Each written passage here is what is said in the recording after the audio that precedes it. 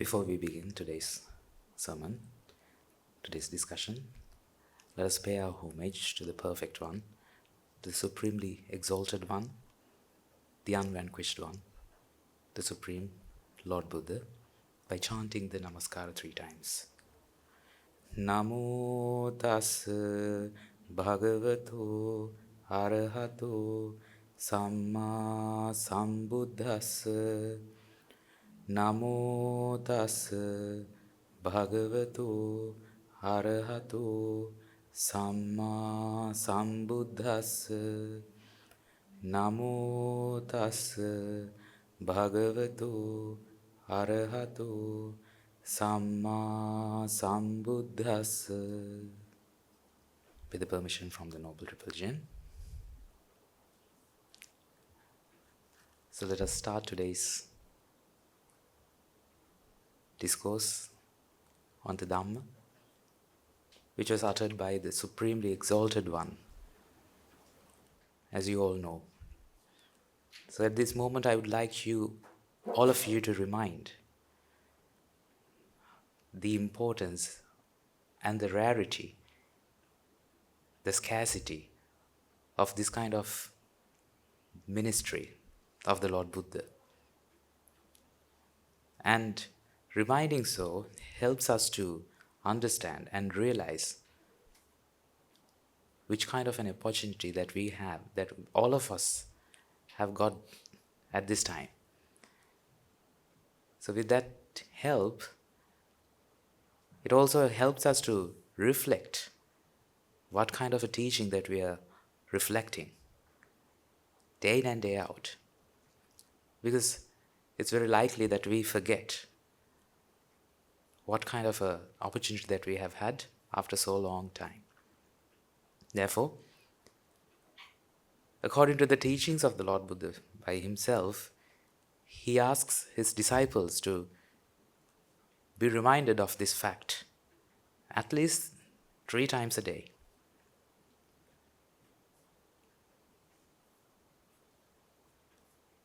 Therefore, let us remind ourselves that the opportunity that we already have with an existing and thriving Sambuddha Sásana. In doing so, we give the due value to the Sásana as well as the opportunity that we all have as human beings, because this is a very rare opportunity even the Devas and the Brahmas yearning to have. Therefore, you all are so fortunate ones, not only to get this opportunity, but also to listen to his words and to apply those teachings in your day-to-day life and realize the truth, what is happening in and around of this world. And what is this world to begin with? So let us discuss about this utmost truth. Okay. So as people who are already exposed to this truth, so I don't take this opportunity to go back to the real basics, because all of us are the intrinsic family members to here. So you're not foreign to this. So let us get our feet wet to the core basics of Dhamma. So our teacher, Most Venerable Guru Thero, has taught us how to interpret the world that we live in. What is understood by a sight? So let me revise you, all of you. How does this sight takes place? And what do we understand by sight? And where does this sight takes place? So it is very common understanding that the sight happens at the level of eye. So people just say that I see through my eyes. It's a very common utterance. But do you see through your eyes? Of course you do. But we are here to interpret that in a kind of a different way. Of course, you need your eyes to see, otherwise you wouldn't be able to see. But does the sight happen at the level of eyes? So if that's so, just imagine a person who has got eyes with a dysfunction in the optic nerve or the retina. But the eye is still living. That means it gets the blood supply and has a full functioning venous drainage. That means the eye is living. All the cells in the eyes are working. They are living. Does that mean that he can see? If the neural pathway is blocked. So if a doctor, if an eye surgeon examines him, he examines the eye, and depending on the findings or the signs, he comes to know where is the lesion. So along the pathway, if there is a compression on the optic nerve, so he can detect where the lesion is depending on the signs that he gets through his examination. Therefore, if the sight happened at the level of eye, that means at the retinal level, if the sight happened, it matters not what happens thereafter through the optic nerve. Then there are some things involved in the optic. So there's a thing called optic chiasma, where the two optic nerves comes and the central nerve fibers decussate, and thereafter it is said as the optic tract. So it matters not what happens thereafter. If the retina functions, you should be able to see. But you know that it never happens. Then what the people believe is, okay, the sight doesn't happen at the level of eye, but it happens in the brain. That is what I also thought. So all these neural signals come to the brain, and that is when the sight happens. Even today, most of the scientists believe so. So let us clarify this. So if the sight happens at the level of brain, let us imagine this situation. So a hypothetical situation. Let's say there is a person who is unconscious, who is not, the consciousness is lost. Let's say that he is being brought to the hospital, and now he is in the accident and emergency unit, waiting to be inspected or examined by a doctor. So the doctor A&E comes and examines him. So the first thing that he wants to exclude is he is not dead. So the first sign that he looks for is the light reflex. That means he flashes a torch to one of the eye and examines the reaction of the pupil. You know, there's a small hole in the eyeball which is called the pupil. So normally what should happen is, when the light is flashed upon the eye, the pupils get contracted. That means the size of the pupil becomes smaller. And that this doesn't happen only at the eye which the torch is flashed. It happens in both eyes. So the doctor flashes the torch to one eye and looks for the constriction of the pupils in the both eyes. So this is the normal light reflex. So how does this happen?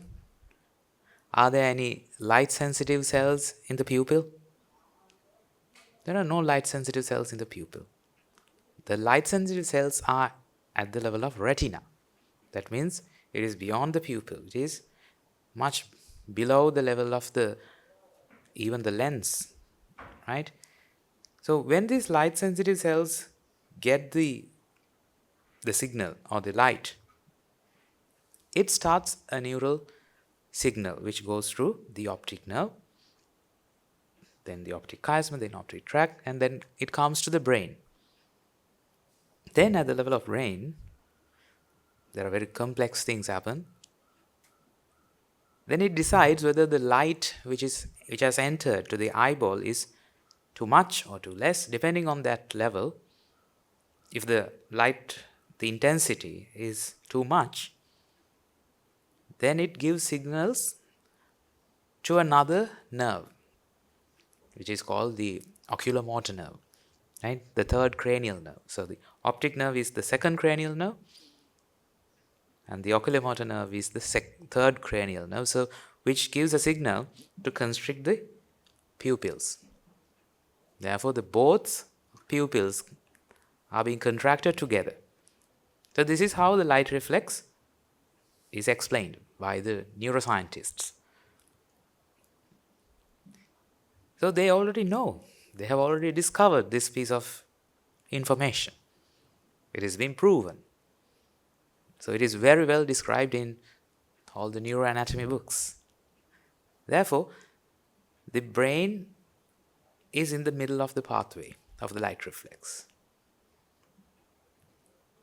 That means the light enters to the eyeball, meets the retina, and from retina, the neural signal is initiated, then it goes to the brain, and from the brain, it is being sent to the oculomotor nerve, and through the oculomotor nerve, it sends a signal to the both pupils to constrict the pupillary muscles, thereby making the size of the pupil smaller.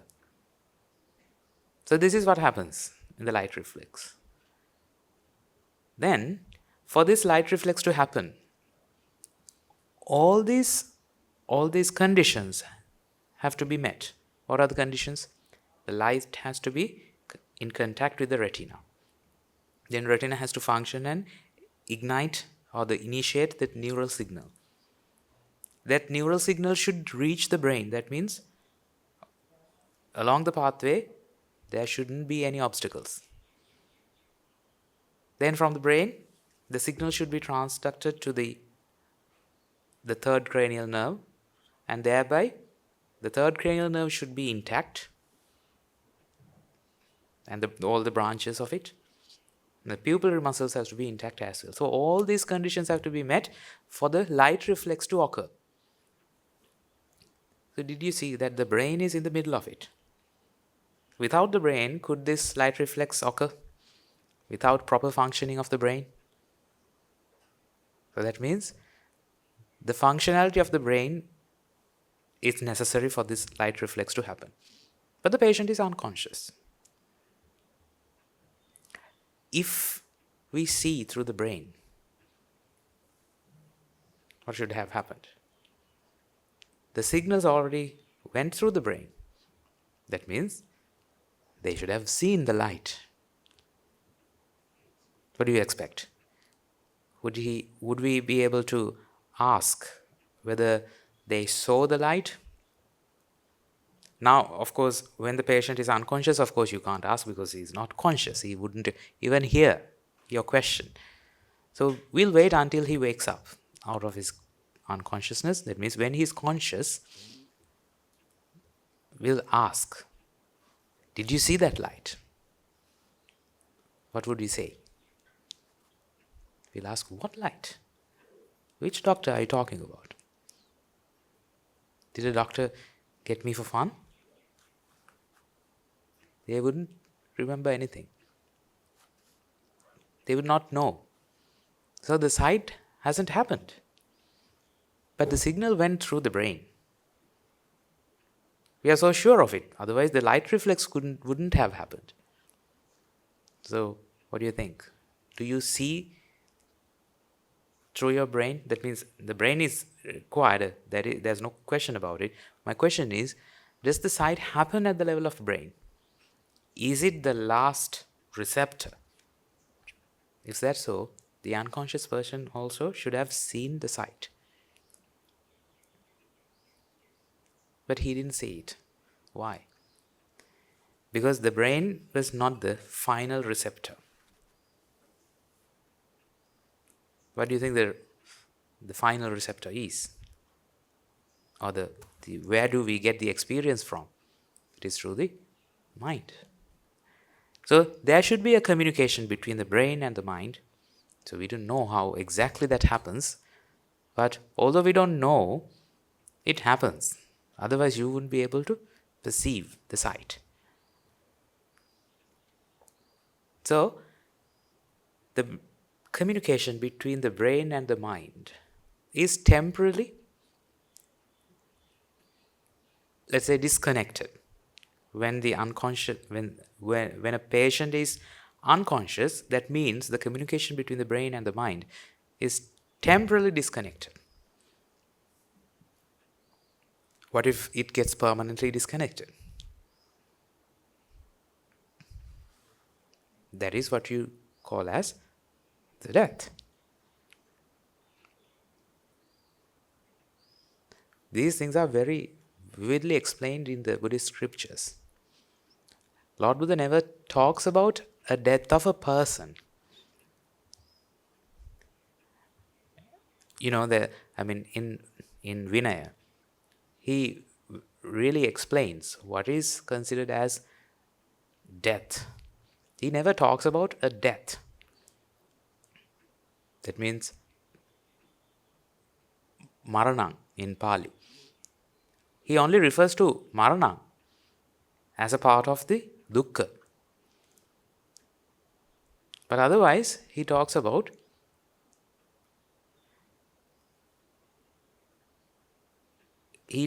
the separation of the human body from the mind. That is not death. Death is a part of 11 great fires. There's a clear distinction between this. Of course, it is the Supreme Buddha. What can we say about it? Therefore, so the permanent separation or this permanent disconnection between the mind and the brain is what the death the general population talks about. Can the mind die? Can there be a fixed mind to begin with to die? It never happens, right? But you can talk about the death as a feeling.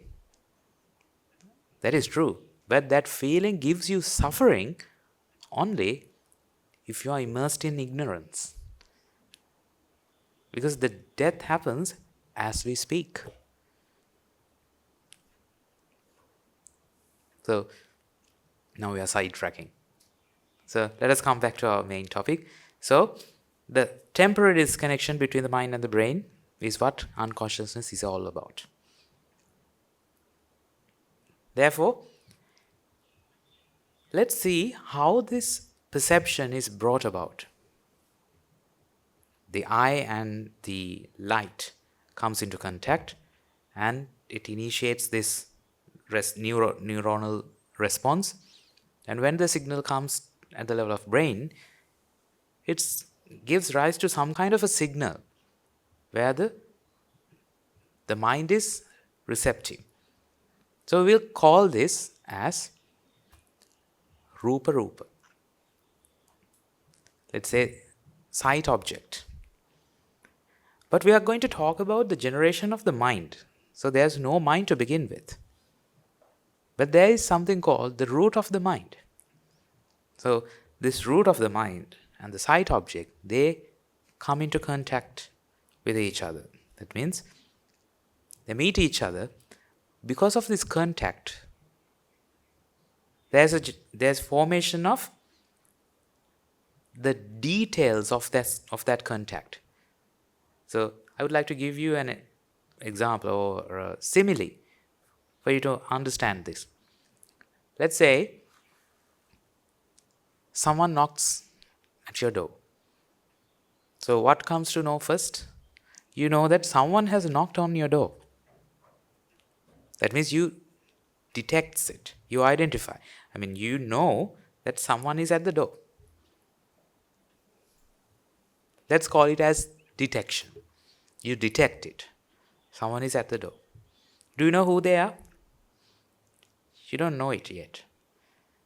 Then you look at the camera, or you look at that small lens, or even through the keyhole, whatever. Then you get to see them. Then you identify them. But do they know that you have identified them? Not yet, because you haven't opened the door yet. So next, the identification happens. With the detection that someone is at the door, as well as the identification, you can get an idea about who is at the door. But can you detect or can you identify without a person at the door? If you just go and see through the keyhole, will you see someone at the door? No. There should be someone waiting at the door for you to see. Then only, depending on that identification and detection, you open the door. You decide to open the door or not to open the door. Right? So the action, there's a formation of an action. So that's called the response. Then, with the response, it gives rise to the perception. So they are welcome to come inside. So this is what happens. So the same thing happens at the level of the mind, the root of the mind. First, the sight object, the sound object, or whichever the object, or the rúpa, comes into contact with the root of the mind. Because of this contact, depending on the contact, now it is being detailed. What kind of a rúpa is this? So first of all, it is detected. Something is contacted. So this detection, or we refer to it as registering, happens. So according to the Lord Buddha's words, it's called Vedana. Then the identification happens. There is Sanya. Then there is a response which follows, which is the Sankhara. So all these three kind of aggregates, so we call them as aggregates, are referred to as Nama. Then this Nama and Rúpa comes together to form a perception, which is referred to as Vijnana. So this is how a Chakku Vijnana occurs. In a nutshell, I think all of you are clear about this process. So why am I talking about this? This is gibberish, right? There are lots of jargons in this. So why do we have to talk about this? Because to understand one basic concept, which is anicca. Otherwise, you'll be asking wrong questions and looking for answers. So let me explain this through a very simple example. Do you know how to clap? Of course you do. So you get your hands together and collide them with each other. When the collision happens, you can hear a sound. Now, depending on this phenomenon, I'd like to ask you a question, very simple question. Where does the sound come from? I'll make it easier for you to answer. The sound comes from the hands, isn't it? Right? The sound comes from the hands.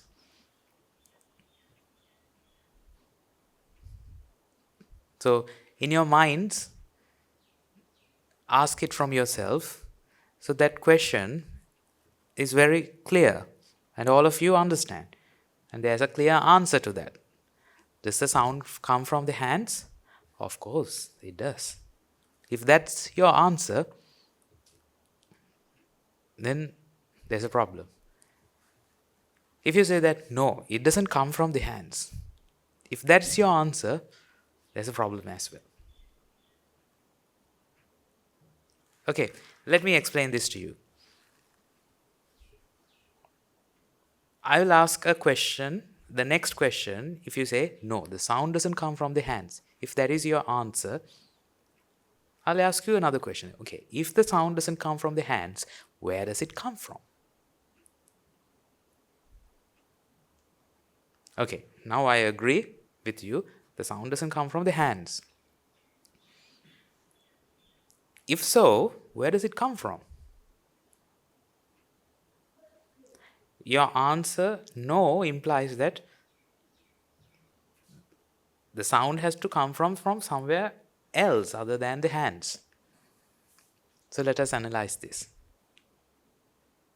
So let me rephrase the question that I asked at first. That means, where does the sound come from?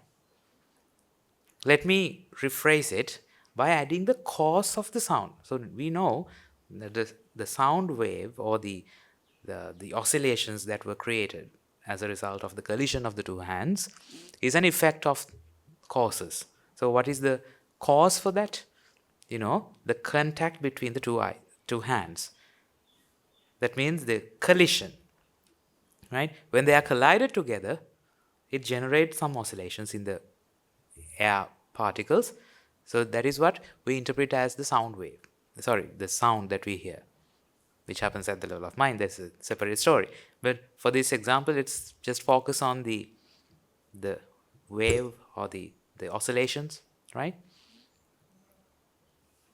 So where does it come from? So that is our question to begin with. So let us add the cause of these oscillations to the question itself. That means, what is the cause? The collision of the two hands. So let me add that to the question. Before the collision happened, where was the sound? That is where it comes from, right? So where is it? Isn't that the same question? The question to begin with, the first question was, where does the sound come from? It came from the place where the sound was even before the collision happened. Isn't it? I mean, it is quite logical, right? The sound came from the place where it was stored even before the collision. So what did the collision do? It just emitted the sound from its source. It's like a water coming out of a water fountain, right? So if the hands is the source, the sound was there even before the collision, and the collision just made it emit through the hands. So is that what happened during the collision? That means sound was anyway there. So that means there should be another way of extracting this sound. Is there another way of extracting this sound? That means if you flash your hand like this, does the sound of a clap comes through? That never happens. Therefore, you know precisely that never happens. That means before the collision, you can never talk about a sound. The sound was not there before the collision. Therefore, it becomes a meaningless question. There is no sound to begin with before the collision. Therefore, we are asking about a non-existing sound. So, where does it come from? And where does the non-existing sound come from? That's a meaningless question because that sound that we question about doesn't exist. It's like, what is the name of your brother that you don't have? Just imagine you don't have a brother. So someone asks you, what's the name of your brother? Then you are very polite and you say, I'm sorry, I don't have a brother. Okay, what is the name of your brother that you don't have? So if they keep asking about that kind of a question, Now you think that's so weird. That's a meaningless question. That question is wrong. So, because you're asking about something that doesn't exist. Where does the sound come from? Now do you understand? That is a meaningless question. Okay. Then tell me, where does the rúpa come from? It comes from the brain, right? So you have a question and you have an answer. Are you satisfied with that question and the answer? What do you think? Both the question and the answer is wrong.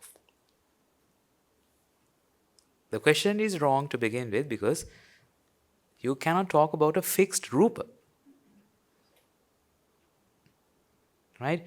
So it requires the causes for the generation or the manifestation of the rúpa.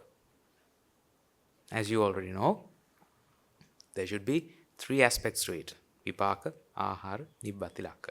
So I'm not going to details about these jargons. You already know them. What you need to know, what we all need to realize is that it is just a manifestation, a momentary manifestation. Rúpa is not a fixed entity. But we don't completely deny of that concept even. I mean, we don't say that there is no such thing as rúpa. That is not what we are talking about. It manifests. It manifests then and there. Okay, we were talking about the sound of the clap. Can you remember? Okay, now I have another question to ask. Where does the sound go to after the clap? Where does it go to? So, before I asked, where does it come from? Now you said that is a meaningless question. Now my question is, after the clap, after the collision of the 2 hands, where does it go to? What do I mean by it? The sound. What is your answer? Does it go without any boundaries? It goes until the infinity. I'm not talking about the wave. I'm talking about that oscillation which just started. I mean, if you talk about a wave, of course, there is a concept which we talk about in physics, right? Waves transmit energy. I'm not talking about the wave. That particular oscillation. Can you talk about that oscillation after the collision? The energy got transmitted to the surrounding particles, therefore a wave carried it that is what we call a wave is, right? The transmission of energy. Particles are not transmitted, but the energy is. So what can you talk about that particular oscillation? Can you talk about it after the collision? That particular oscillation? No. So where does it go to? Now do you realize that the question has become meaningless? Because that oscillation is not a fixed entity. It doesn't stay to go somewhere. It just vanishes. When the causes are no longer there, it doesn't manifest. So you can't talk about it after the collision. Therefore, that question also becomes meaningless. So this is what we have to realize. So where does the rúpa come from? Where does the rúpa go to? Both of these questions are wrong. But we can talk about a rúpa. When can we talk about it? As long as the causes are met. Now there's another question that warrants another question. How long do the causes last? What do you think? Now you said that the effect would manifest as long as the causes would meet together. Now how long that causes would be met. That means how long a rúpa manifest. What do you think? How long? Maybe few weeks, few days, or few hours, or few minutes, few seconds? How long? So I'm asking about a duration of time. For you to measure the duration of time, what should happen? I mean, for that matter, let's say that if you want to measure a length, let's say the length of this whiteboard marker, there should be at least 2 points, right? A starting point and an ending point. So you measure the length from here to here. So there are 2 points. Therefore, you take a ruler and you measure the distance between these 2 points.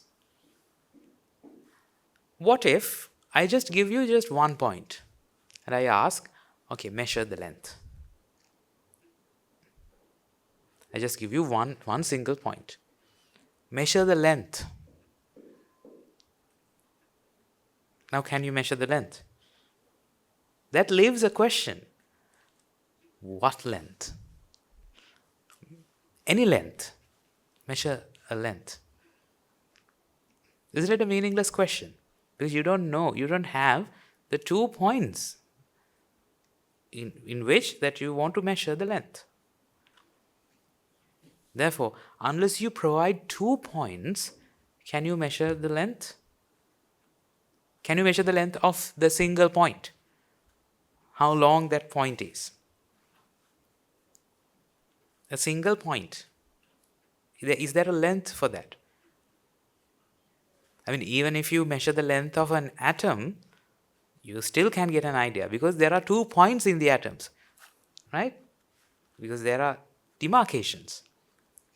Even at the I mean, if you know about how the physicists describe it, there are demarcations of the clouds of electrons. So it has at least nanometers or picometers. You will have an answer. But in one single point, is there a length? You cannot define a length. Likewise, if you want to measure the time, how many points of time do you require to measure the time? At least 2 points. That is when you are able to measure the duration of time between 2 moments of time. What if you just have 1 moment? Now measure the time. Can you? The concept of time just collapses because at 1 moment, it is just 1 moment. Is there a time for that? Are there demarcations at the beginning and the end of a moment? No, it is just 1 moment. Therefore, there is no duration. So it is timeless. A moment is always timeless. That doesn't mean that never occurs. That occurs at that time. Which occurs at that time? That occurs at that time. That means manifestation happens when the causes are met, when the causes are aligned. And how long does it last? That is out of the question. That is not a valid question because how long means a duration of time. That means the same causes have to be aligned for few more moments as well. Then only will you be able to measure the time. But you can't measure a time of 1 moment. If the causes are aligned only at that moment, how long does it last for? It doesn't last for any duration because you can't measure the duration within a moment. I hope that makes sense to you. Therefore, it is timeless. But at that moment, we can talk about the manifestation, right? So, Now we have identified 3 wrong questions. So what is the importance of identifying these questions as wrong? Because otherwise, if you don't identify them as wrong questions, you will be looking for answers to these questions. As if you are trying to find out the name of your brother that you don't have. Right? If you are looking for a brother that you don't have, what kind of a person do you think you are? Don't answer me, right? Don't answer to that question. So that is what you are looking for. If you're seeking for the source of rúpa, or the or if you are looking for where does the rúpa go to, or how long does the rúpa lasts for? If you have answers to these questions, you just need to understand that this is not a correct question. These are wrong questions. So, for example, let's say you have something very valuable that you consider as something very valuable. Let's say, for example, you have a wristwatch, a Rolex, right? So where did you get it from? From the store. A branded wristwatch. So you have a source. And now where is it? You may not have worn it because it's not nice to wear a Rolex to the monastery, right?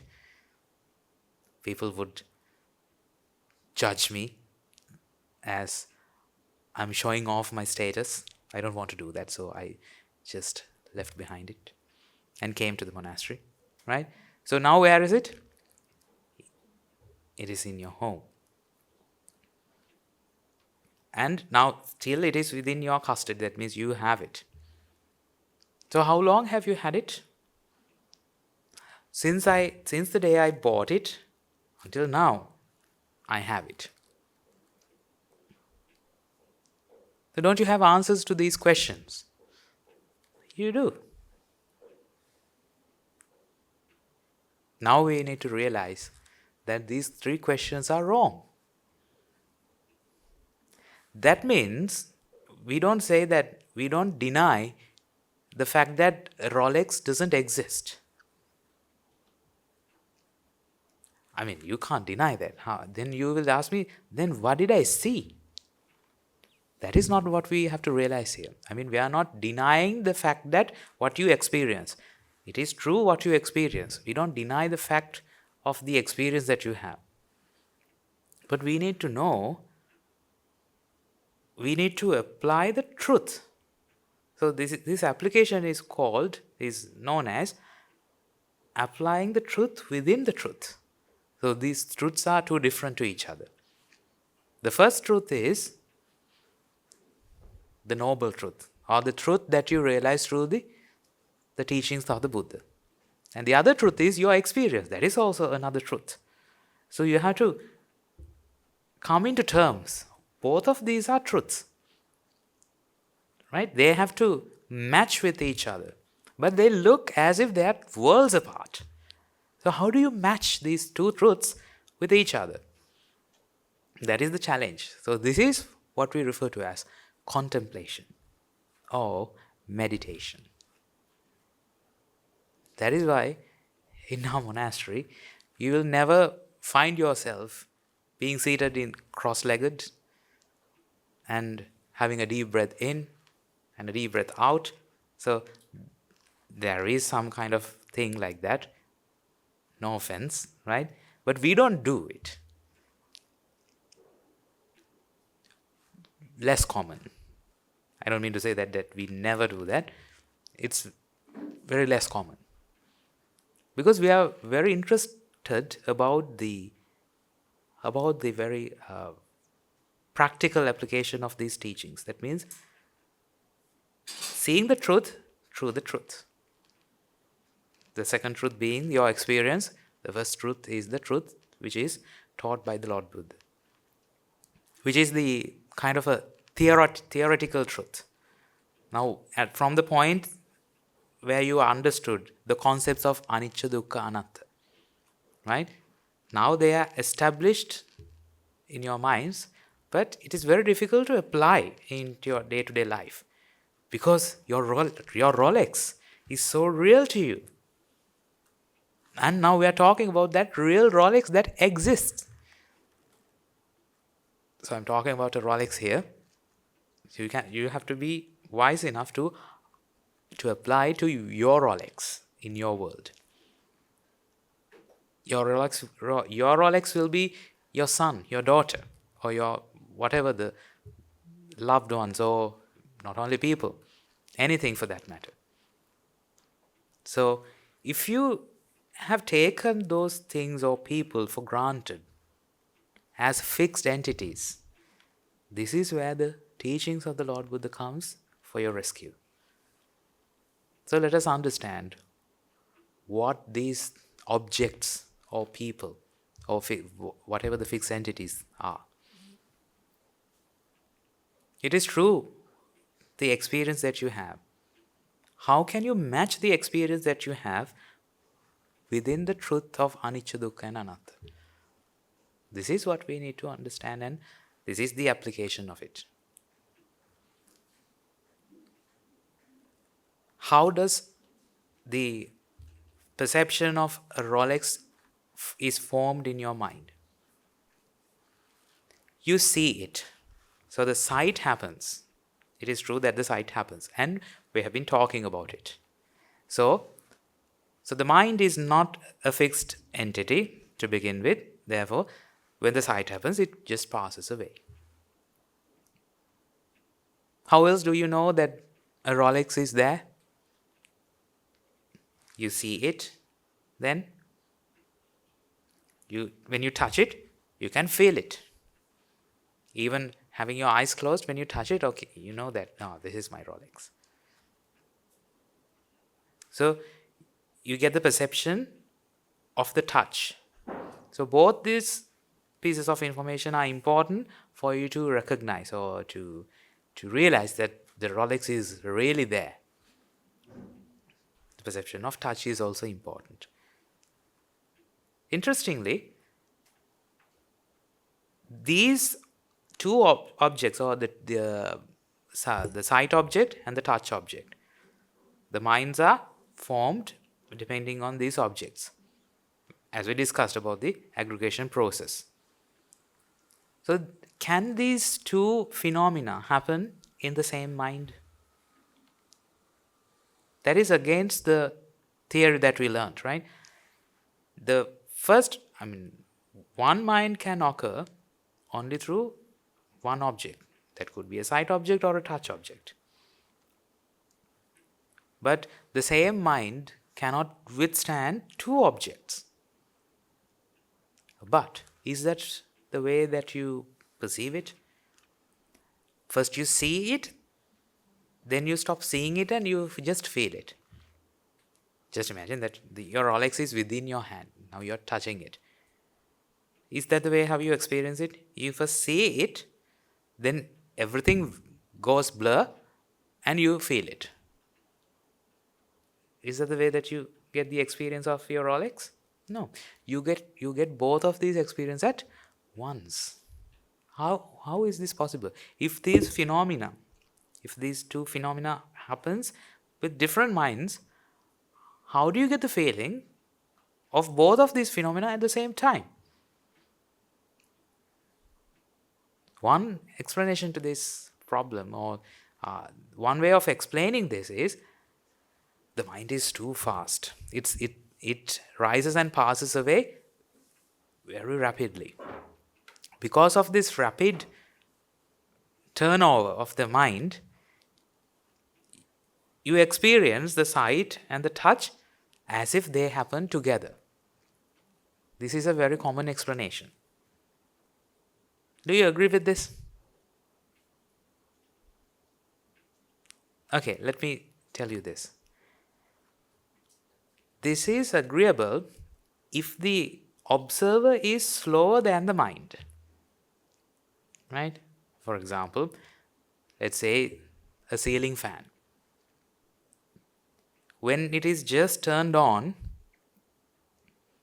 you will see the blades separately for some time until their speed exceeds the limit of the eye. Your eye also captures the frames in a there's a limit that which can gets the there's a maximum rate at which it can capture the frames or the pictures, the images. So if this speed is exceeded by the speed of this fan, then you won't be able to see the blades separately. Then you will perceive a total blade which is made out of metal. But is there a metallic blade? I'm sorry, is there a blade, a total round blade which is rotating? No. There are 3 separate blades. But you won't appreciate that if the speed of the fan is more than the speed of the eye at which it captures images. So what is the observer here in the mind? It is your mind itself. So what is the rate or what is the speed of the mind in compared to another mind? Then you can't talk about it. Despite of the speed of the mind, you will experience them separately. Then now the same logic doesn't stand for. There should be another explanation for that. How does this occur? Even if it takes a total hour for a mind to rise and pass away, you wouldn't feel those two phenomena separately. Still, you will feel both at once. So now our question is, how does this occur? This occurs through the process of aggregation. So when a mind occurs, the details of the mind, that means the nama, or the vedana and sanya, or the registered and identified details, are being transferred to what is known as namagotta, or in general terms, memory. Then what happens is, these information which are transferred to namagotta can be accessed through the mind. That means mana. That's a completely different portal at which the mind generates through the thought objects. Thought objects are referred to as dhamma rúpa, which are completely different from the other 5 kinds of rūpas. The sight object, sound object, smell, taste and touch. Those 5 objects occur with the help of the sensory organs within the body. Right? So there is a communication between the physical world and these sensory objects for these 5 rūpas to occur. Therefore, so we are talking about the physical world which is made out of 4 elements, 4 great elements. Now, with each of these minds, that means chakku viññāna, sota viññāna, ghana viññāna, jiva viññāna, kaya viññāna. That means sight, sound, smell, taste and touch. So when all this happen, each of the details of the nama, that means vedana and sanya, when they are transferred to the memory, thereafter it occurs the mana and dhamma, which gives rise to a mano viññāna. Here, what is the rūpa? It is the dhamma rūpa. So where does it come from? You know, that is a wrong question. How does it occur? What are the causes? You know that it comes, the causes are different now. The four elements doesn't directly relate to this. That means the same vipaka, ahara, nibbata, those three things matter. That is true. But what is ahara here? Is it the four elements? It is the memory which comes from the namagotta, right? Just the details. That means Vedana and Sanya, which was transferred, which was uploaded. Let's say like that, for easier explanation. They are being downloaded later on, not at the same time, but all the details are downloaded together. The details that happened at the level of, at the mind where the sight happened, and the details at which the touch happened, all of these pieces of information are being downloaded together, and the mind is formed, and a perception is formed. And at that perception, you perceive as if the sight and touch both happened at the same time. But did they happen at the same time? They never did. Although they never happened at the same time, you feel as if they happened at the same time. And it is to that perception, it is to that particular perception that you refer to as the Rolex.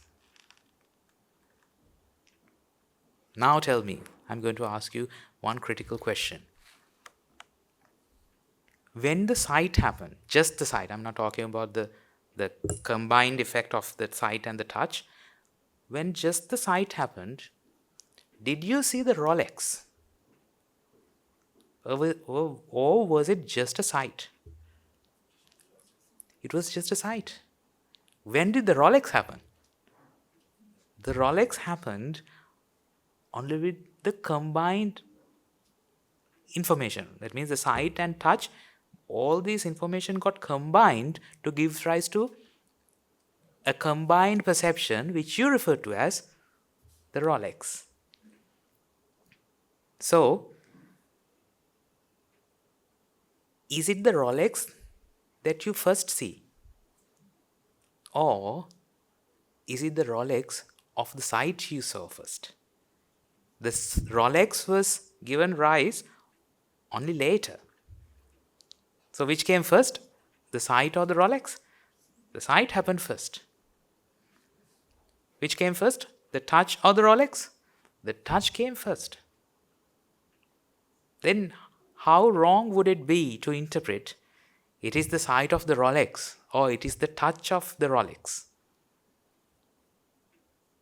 Because Rolex happened later. How wrong would it be to retrospectively define the causes depending on the effect? Do you get what I'm trying to say? So it is not the sight of the Rolex. It is the Rolex of the sight. It is the Rolex of the touch. That sounds meaningless. That sounds completely meaningless if you just first get to hear. Rolex of the sight? What does it mean? It's the sight of the Rolex. But you know what I'm trying to say. So then, try to see the world in this perspective. We are not trying to deny or defy the world that you experience. But in contrast, we are trying to see it under a different light. In which light are you trying to view it? In the light of Dhamma. So, who are your loved ones? I was just talking about the Rolex that you wear each day. Try to contemplate about the loved ones, about the properties or whatever that you can't help your mind to get away from. There is high time that you have been suffering for all this long. Don't be afraid. Try to reflect on the truth, because it is the truth that we have to face one day. Unless you apply it now, you will have to apply it at some point in your samsara, because it is the only way that this journey is going to be ended. So, if not now, later, of course. So, we have to be quick enough. So do you know how long do you have to apply and to contemplate on these truths? We don't know. Still we have some time. At least we have a perception of time, right? We never know when it's going to be late. So those were the last words of a Supreme Buddha. Handadani bhikkave amantayami vo vayadhamma sankara appamadena sampadeta. Can you just imagine? The Supreme Buddha, having preached for 45 long years, compared to other Lord Buddhas, that was a very minute time, of course. Having preached for that long, even the last words of a supremely enlightened one was those.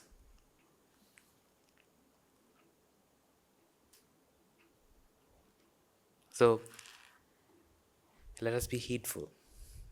This is the utmost responsibility towards ourselves. It is difficult. That is why we need to help ourselves by helping others. That is why you all come here, don't you? Because what you give is what you get. You already know that. That is why you help each other to understand and realize this. That is why you give the noble companionship to each other. So you have ample amounts of opportunities to apply this within the monastery. So that is why you are making the maximum use of it. So then, this is how we observe the world that we live in. So can you feel the chair that you are seated? Of course you do. Now, when I focused your attention, now you can see, you can feel it. And you can see it as well. From the corner of your eye, you get to see the chair, and you know that chair exists. Now you know how that perception happens. Is it the sight of the chair? Is it the touch of the chair? Or is it the chair of the touch? Or is it the chair of the sight? So try to interpret the world around you under this light. So then you will come to know, of course, sight, sound, smell, taste and touch, they occur at the mind. Thereafter, the combination of these pieces of information occur, and it is that pieces of information that I get to experience within the mind. Other than that, there are no objects as such. Okay, there's another interesting question that I want to ask from you all. Now we agreed how the sight happened. Initially we discussed about it, how Chakku Vijnana comes to, how that manifests. That is a process. There was a requirement for this process to begin with, which is the rúpa, or the sight object. And how does sight object comes into manifestation? It has some direct correlation with the four-element world. That means ahara, vipaka, ahara, then nibbati lakkhana. So the causes and the necessary environment, and how they are matched together. Those are the three different things that are needed for the manifestation to happen. Vipaka, ahara, nibbati, laka. Now the ahara is there, which is the four elements. That is the environment in which this rúpa is manifested. That is the environment which is needed for the rúpa to manifest. Now there's a direct communication. There's a direct requirement of the four elements for the chakku viññāna, or the sight, to happen. Now my question is, when the combination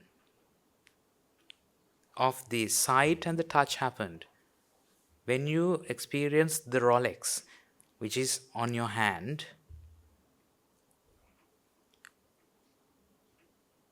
you know that for the perception to be generated, there should be a rúpa. Now, for the perception of Rolex, what is the rúpa? What kind of rúpa, which is made out of four elements, is required for the generation of the perception of Rolex? Let me rephrase the question. Now we know that for the generation of the perception, whatever the perception that is concerned, there is a requirement of a rúpa. Right? For the sight, sound, smell, taste and touch, for these perceptions to occur, there is a direct communication between the four elements. That means the rúpas, the rúpa which has direct relationship with the four element is required. Now, my question is, when you experience the Rolex, there is a perception, you know. What kind of rúpa which is dependent on four elements is required for this generation of this perception?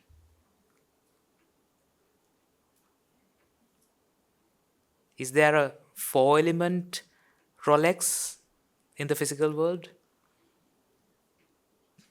Or four elements are there and the sight happened. Four elements are there and the touch happened in two separate minds. And depending on these, the information or the details, Vedana and Sanya, when they are uploaded, only they are being downloaded without the rúpa, without the sight object and the touch objects. Just the details are downloaded for the perception of Rolex to be created. Are you with me? So is there any correlation with the four-element world? What do you think? Direct communication? Indirectly, yes, of course. Indirectly, the sight happened depending on the four elements. The touch happened depending on the details of the four elements. Indirectly, of course, I agree with you all. But is there a direct relationship or the direct Rolex which is made out of four elements? Is there something like that? There's no such thing. Do you understand? So, a perception warrants a rúpa. Is that true? That is true for the sight, sound, smell, taste and touch. That could be true for them. But for the mano-viññāna or the mental perceptions, is this true? Is this the truth? Is there a direct communication between the four elements for the mental perception to happen? Or just the memories of the Dhamma-rūpa? One Dhamma-rūpa signifies, could be many thousands and millions or billions of memories. Right? Therefore, there is no Rolex which is made out of 4 elements to begin with. This is what we were referring to. There is no such thing as the pudding. It is just flour, sugar, plums, and all the ingredients.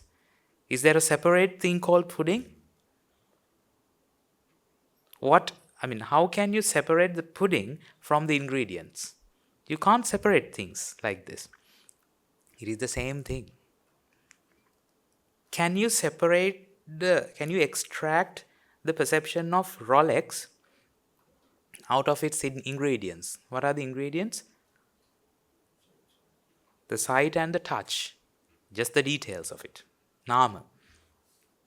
Those are the ingredients. So can you separate those two ingredients? So what will be left with if you separate those two ingredients? Will you have a separate Rolex? No. Well, this is what we need to understand. The Rolex that you perceive is the effect of combination of the sight and the sound. The sight and the touch.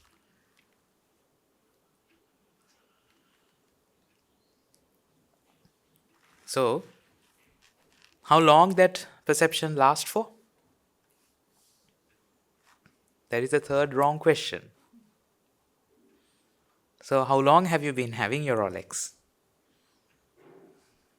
If you have an answer, now you know that you have answered a meaningless question.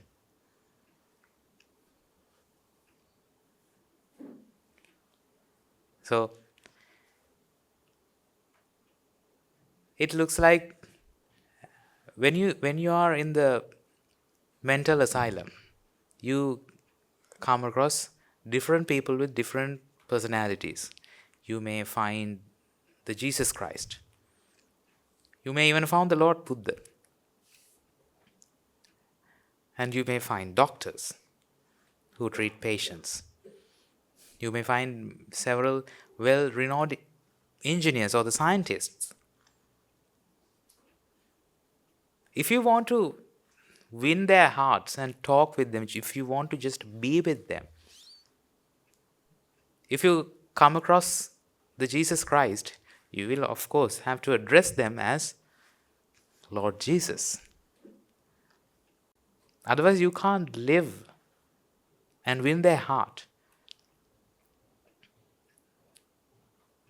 So, therefore, since we have already been born in this world, you will have to use the same words. Otherwise people won't understand what you say. But in your minds, you have to interpret the world that you experience in the correct sense of light. That is why we talk about this Dhamma. You don't have to talk about in the actual wisdom, because you can't. If the Lord Buddha was able to do that, he would have done that. But which length did he go up to? He said the true nature of this world as anicca. That means not fixed.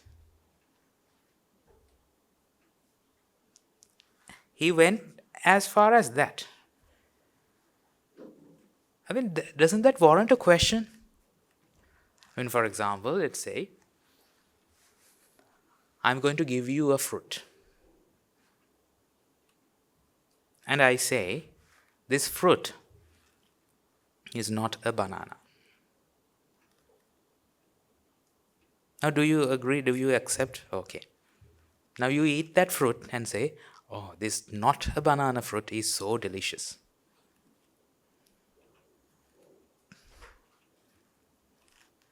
What is the name of this fruit? Not a banana.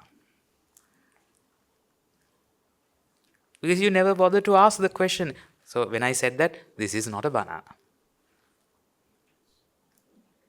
Then you never bothered to ask, okay, if this is not a banana, what is this? That is why you say, this not a banana is so delicious. So the Lord Buddha says, the true nature of this world is not fixed. If you agree with that, okay, the true nature of this world, what is the true nature? Not fixed. Doesn't that leave a question behind? What is the question? If it is not fixed, what is it? But there's no answer to that. That is why you need to realize through your wisdom, because it is only through words that Lord Buddha has preached the Dhamma. The words can reach only as far as that. The rest is to be realized through your wisdom. Because it is not fixed. What is not fixed? Can you comment on that? What is not fixed? What itself means a fixed entity. So if you have an answer to that, that is again a fixed entity. That is why the true essence, the true core of this Dhamma can only reach as far as that. That word, anicca. Not fixed. What is not fixed? That is out of the question. I hope you reflect on these truths within your truths. Right? The first truth is the truth which is preached by the Lord Buddha, the teachings, the noble truths. The second truth is your experience, the world that you experience, or the vipaka. If you are trying to match these truths together, you will experience a beautiful, relaxed world. You will be awed to that. You will say, oh, Pubbe ananusutesu dhammesu chakkung udapadi. You will say these words truly, honestly. It is the same world that you experience. There's no difference as far as the experience is concerned. But the light at which you interpret the world that you experience will be totally different. And under that light, the world would look so different. And you have never seen the world under that light. That is why you say, Pubbe ananusutesu dhammesu chakkung udapadi. Jnanang udapadi, panya udapadi, vijja udapadi, aloko udapadi.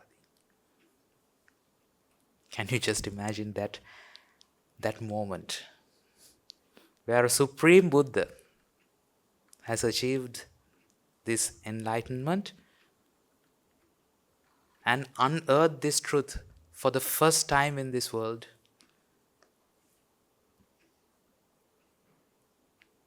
And when the Devas and the Brahmas, they were rejoicing in this atmosphere. So that is a triumphant moment for all of us. That is why it gives a shiver down your spine when you are reminded of that moment, because we are still experiencing the blessed moments which started from that moment onwards. So try to reflect your world under this light. Thereby, you won't be looking for answers for wrong questions. The wisdom is realizing wrong questions as wrong. That is the only answer that can be given to a wrong question. Is there any other answer? What is the name of your brother that you don't have? How old is he? And what does he do? So, what is the question? What is the answer to all these questions? The realization of these questions are wrong. Otherwise, you will still be looking for answers. If you consider these questions as valid questions, can you stop yourself from looking for answers to these wrong questions? That is why we are still looking for answers for meaningless questions. That is why we are looking for a source of pleasure. Pleasure, when it is considered as an entity, you are looking for a source. So can you name few sources of pleasure? For some, that could be watching movies or playing a game or hanging around with your friends or going around the world, visiting the places that you have never been before, or enjoying your favorite dish, or having a piece of pizza. So these could be sources of pleasure. But if you apply these concepts of the teachings of the Buddha, now you realize that there are no sources, but there is a cause for pleasure. There are causes for pleasure. What is the cause for pleasure? Release of vexation. It is the reduction of the vexation itself is experienced as the pleasure. But if that pleasure that you experience is something beyond that experience, that means, okay, let me ask this question. What is created in the mind when the vexation is reduced? What is created in the mind when the vexation is released? What is created? Pleasure. Do you agree? Don't fall for the traps that I set. Is something created in the mind when the pressure or the vexation is released? Is something separate created, or just the vexation is released?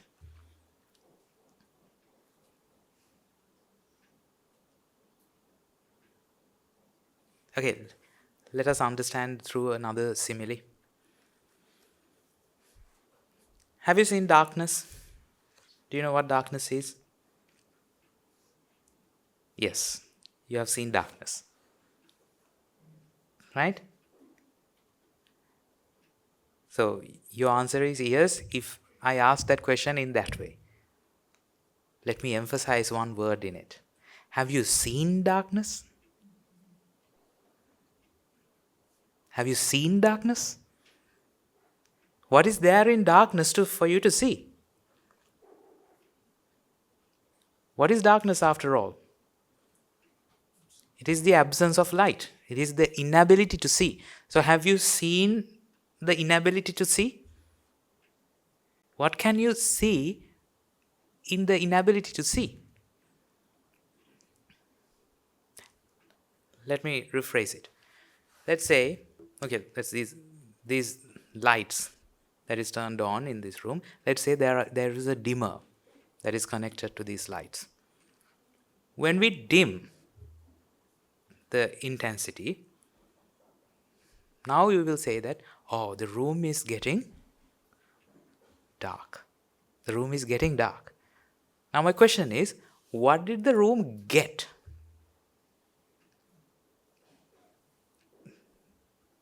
You said the room is getting dark. What did the room get as darkness? Did the room get something, or did the room lose something? The room lost light. The intensity of the light was reduced. So yes, we agree, something got reduced. What was added to the room? What is added? Darkness is added. Can you measure that darkness? Can you pinpoint and say this is the darkness? But people still talk about darkness. That means it has to be real. Would people talk about something that is completely absent? No. You also talk about darkness because you feel it. Where do you feel it? To your mind. Of course, feelings are felt to the mind. Do you have any doubts? Have you seen a feeling? What color is it? Have you seen a feeling fallen on the ground? No, feelings are felt in the mind. So darkness is a feeling. So what is there in the physical world for the feeling of darkness to happen in the mind? That is something which is absent. What is present in the physical world for that feeling to occur in the mind? You can't say that absence of light is present. I mean, absence of light is absent. Right? It is not something which is present. Do you get my point? What is present in the physical world for the generation of the perception of light in the mind? Is there anything? There is nothing. Then what is darkness? Beyond that perception, is there anything specific in the physical world that you can pinpoint and say, this is what darkness is? Okay, now you talk about sources of light. These are sources of light. Electric lights which are turned on, they emit light. A lit candle, a lit lamp is a source of light, or the sun is a source of light. Have you seen a source of darkness from which darkness is emitted? If you bring a source of darkness to a well-lit room, the whole room will be immersed in darkness. Is there some source of darkness that you know? What do you think? Have you ever come across such a source of darkness? How about a black hole? Does it emit darkness? No, it just extracts all the light energy. It doesn't leave behind any light even. It absorbs all the light. That is why it is called as a black hole. It doesn't emit darkness. So there are no sources of darkness because there can't be any. Because darkness is the absence of it. Darkness cannot be defined as far as the physical world is concerned. But darkness is a feeling. Like the mirage. Have you seen a mirage? Of course you have seen a mirage. But have you drunk water of a mirage? Why not? Haven't you seen water of a mirage? I mean, haven't you got the feeling that water exists in a mirage? That feeling is true, right? There's nothing wrong with that feeling. You perceive as if a pool of water is there in the mirage. But although you have that feeling, do you get deceived through that perception? No, you know this is a mirage. The water doesn't exist there. Therefore, you don't go behind it, however much thirsty that you are. You don't waste your energy running after a mirage because you are convinced that not even a drop of water can be found in the mirage. Because of that conviction, your energy is not wasted. You don't go behind. Something cannot be found. But what if that perception deceives you? If you are thirsty, you will go after it. Therefore, if you are thirsty for pleasure, what will happen? Will you be able to stop yourself from running behind the sources of pleasure? You are not running behind it. It is the attachment that makes you driven. You cannot stop yourself. The only way to stop this vicious cycle is the conviction. For the conviction to happen, you need to contemplate. You need to match one truth with the other. I hope this makes sense to you. So, this is just, I can talk about various examples, but it is only you who know about yourself, about the way that you interpret your own world. And if that interpretation goes wrong at some moment, there onwards, you will start to suffer. The 11 great fires will occur. That is unstoppable because it started from the point where the false interpretation started. Therefore, don't worry. We fail. That is the way that we learn how to walk. When you are born, did you know how to walk? You couldn't even raise your head up. It took you 3 long months for you to learn that specific skill. That is the normal developmental age at which a child learns how to raise its head up and see the world straight. Until then, the little newborn baby is so flaccid. It's like a floppy doll. It cannot raise its head. So even for the raising of the head took you 3 long months. How long do you expect you to see this world in the correct light? What do you think? Don't be afraid to fail.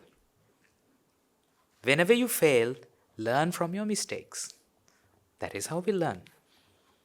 So if that's the case, actually you should be happy to find you have failed because you will learn a new lesson. So when a child learns to walk, he first will stand with support.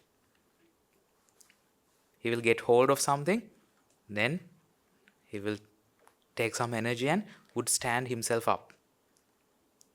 He will be seated on his own legs. Then what happens when he loses of the thing that he holds? He will fall back again. He may cry for a few hours because he hurt himself. But the second time when he gets up, he has this experience. Okay, I can fall back again if I lose the hang of this. With that experience, he gets up again. And he might fall back again. But this time, that experience is confirmed. Okay, I should not let this go. I have to hold this on. This is how the little baby learns to stand up on its own. After some time, he learns how to stand up without support. When the muscles are strong enough, when the muscles of the legs can bear its own weight, then he is able to stand up without support. And what made the muscles strong? What do you think? If he didn't stand up with support, would the muscles get strong enough? No. It is because he fell. That made the muscle strong. That made him able to stand up again. So those repeated exercises made the muscles strong. What if he just gave up? You know what? This is enough. I can't walk. If he gave up at that point, would the muscles be strong enough? And would we be able to stand up without support? No. There's a very famous quote. Inside every mistake is a gem of wisdom. Indeed, it applies to the practice of the path. Inside every mistake that you do, there is a gem of wisdom. It's okay to fail. Don't try to define who you are through your mistakes. Forgive yourself as much as you do for others. Have you forgiven yourself? Sometimes people are engulfed within a lot of grief because they consider themselves as so wrong. They are engulfed with the guilt because they truly consider that I have done this. You still haven't forgiven yourself. But true to your heart, try to answer this question. If someone like you, if someone who is exactly like you came to you and just confessed what they have gone through, what would you have said to them? Wouldn't you have said, it's okay? You still have hope. You have the blessing of this Sásana. You haven't done the heinous sins. Still you have hope. Wouldn't you say these things to them? But have you been able to say those words to yourself? For some of you. Therefore, forgive yourself first. Don't try to define yourself through your mistakes. This actually happens when you can't forgive the others, because it takes one to know one. Therefore, forgive. Accept that things can go wrong. And when you realize this, you will forgive yourself and start forgiving others. And there onwards, you'll be able to apply this concept into your day-to-day life. If this doesn't happen, you can't even start applying these things. You'll be engulfed within the guilt and the grief or the fear. First of all, the mind has to be very relaxed. A huge amount of merit is consumed for this relaxed mindset to occur. That is why our teachers always ask us to engage in merits as much as we can. As a matter of fact, we will never be overdosed with merits. That is the only thing that you cannot be overdosed. Even the water that you consume, that can be overdosed. There's a lethal amount of water. When you consume beyond that limit, even the water could be poisonous. But merits, they can never be overdosed. Because the merit is another name for what? The pleasant mindset. If you want to be happy, do merits. But that is not the supreme bliss of Nibbana. Right? Don't get me wrong. But if you want to be happy until you attain the supreme bliss of Nibbana, do merits. It matters not what we have been doing through all this along the samsara. We might have consumed a lot of sins in our past. Thankfully, our teachers, all the noble companionship that you get, they don't define you through your mistakes. They define you who you are today, what you are trying to do today. If you have devoted yourself, your entire life, for the attainment of the supreme bliss of Nibbana, you are a totally different person from the rest of the world. That is why an environment like this is mandatory for the practice of this path. Beyond these gates, I can't even imagine how people live.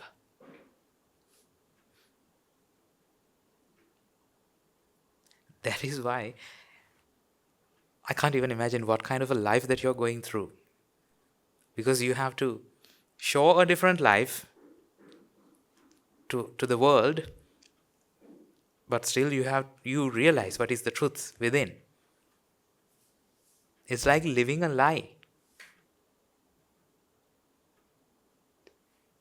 But still, you have to keep on doing that for the benefits of the others. Otherwise, they will call you have gone nuts, as fools, as awkward lunatics, as some people call us. We are very used to that. Therefore, there is a different interpretation, but there is such interpretation as well. But if you know that is not the true interpretation, then reflect on the truth. When you get the idea of the truth, you can only see the world through the truth. Can you unrealize something that you have realized? What do you think? Now you have, let's say, you have realized what is a mirage. Having realized the truth behind a mirage, can you run after it? How? What do you need to do to run after a mirage? For water, of course. Right? Having realized what a mirage is, can you do that? Can you unrealize what you have realized? That is never to happen. But you will have to run behind it just to show off to the others, just because you have to live within the community. You just have to show them, I'm also running. Right? Behind what? Behind that pool of water that you also are running behind. You will have to run. That is why I told you, it is like living a lie. I can't even have imagined myself being lay while having realized the truth. It's impossible. It's impossible. But I don't mean to say that you should be struggling with that. Right? I struggled a lot. Then I just gave up. That is why I'm here. Where I can get the association of the supreme people on this earth. Can you imagine the opportunity that I have here? Every word I utter here is thank towards my teachers. Not even a word is mine. So you also can say the same thing. We are ever so grateful towards our teachers. If not for them, we cannot experience the freedom that we experience now. That is why you say from the bottom of your heart, Swagatang vatame asi, Mama Buddhasa santike. Rejoice in that feeling. That is the most triumphant feeling that you have ever got in the infinitely long journey of samsara. And try and make the others that you love, that you care for, make the same comment about their life as well. Try to make them engaged in the merits, because it takes a huge lot of merits for them to experience what you experience right now. Therefore, let us spread the good news all around the world. It is already happening. So, we receive emails from all around the world that this change is happening to them. Can you imagine? People in the far, far beyond, over many kilometers away, the change that happened within your life, that has begun to happen within them as well. Sooner or later, this monastery is going to be filled with them. And we are counting the days until that happens. We are keeping our fingers crossed. We are waiting for you.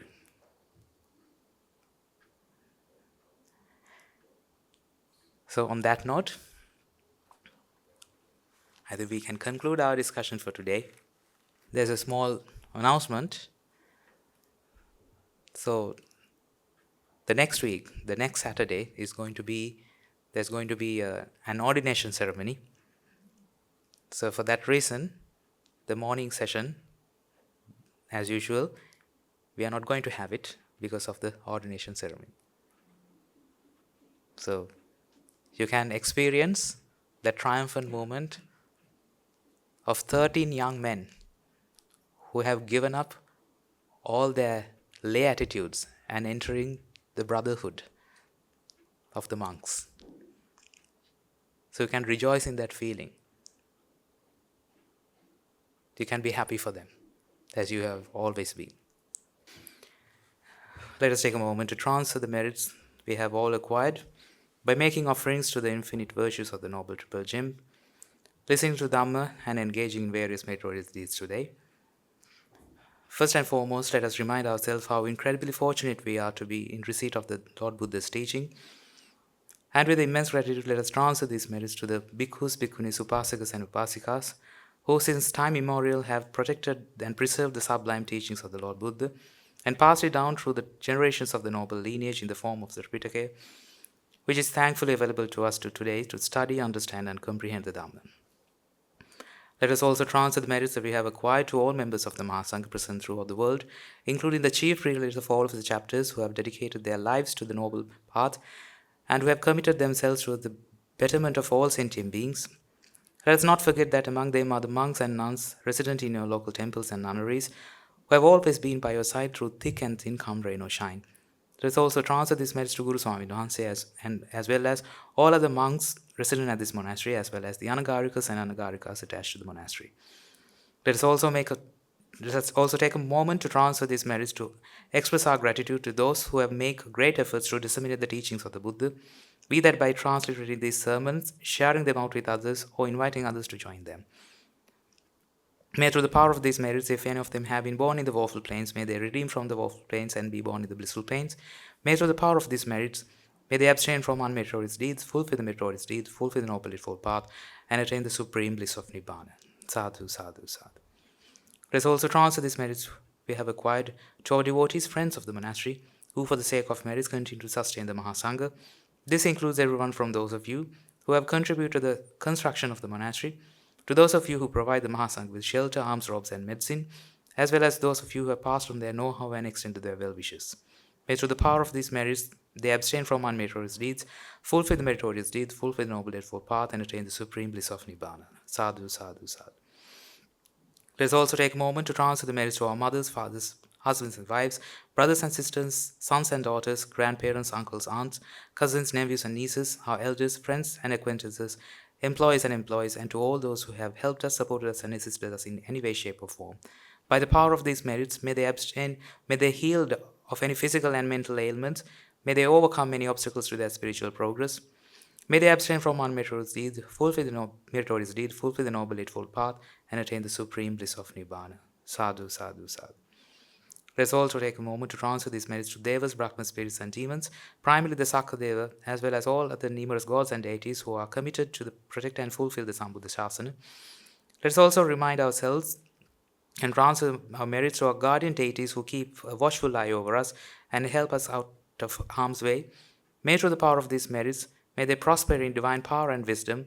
May they abstain from unmeritorious deeds, fulfill the meritorious deed, fulfill the noble eightfold path, and attain the supreme bliss of Nibbana. Sadhu, sadhu, sadhu. Let us also take a moment to transfer these merits to our ancestors who have predeceased us, to all those who have been our families, friends, and acquaintances in this infinitely long journey of samsara, who have helped us, supported us, and assisted us in any way they could. Let us transfer these merits. Let us also transfer these merits from the members of armed forces as well as the police force, who have sacrificed their lives to protect the peace and harmony of our nation.